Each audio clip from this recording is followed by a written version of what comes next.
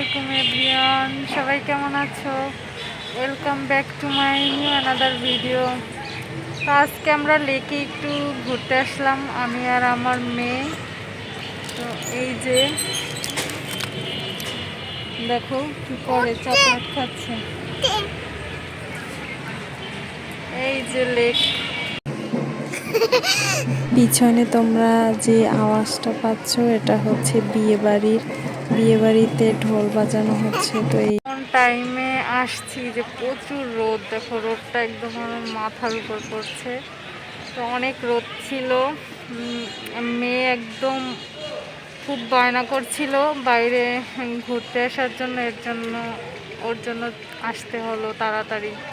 তো আমি চাচ্ছিলাম যে একটু আজানের পর বাড়িতে আসবো, কিন্তু তার বায়না সে আসবে ঘোরার জন্য, এজন্য একদম দুপুরবেলা চলে আসছি।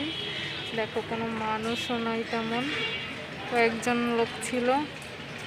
এই যে এখানে দেখতে পাচ্ছ গেট সাজানো, তো এখানে একটা বিয়ে চলছিল। আসলে এখন তো বিয়ের সিজন, তাই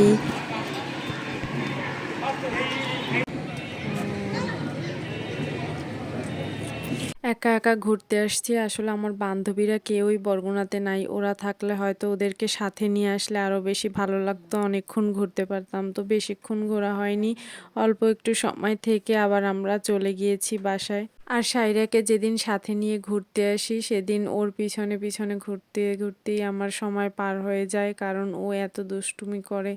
এই দেখো আমার থেকে দূরে গিয়ে একটু পাতা ছিঁড়ে আনছে, কারণ কাছে থাকলে তো আমি ছিঁড়তে দিতাম না, তাই দূরে গিয়ে তারপর দেখো কতগুলো পাতা ছিঁড়ে আনছে। এখানকার লোকেরা এখন যদি এই পাতা, লেকের সামনেই একটা মামা ঝালমুড়ি বিক্রি করছিল, তো এই মামার ঝালমুড়িটা অনেক বেশি মজা হয়।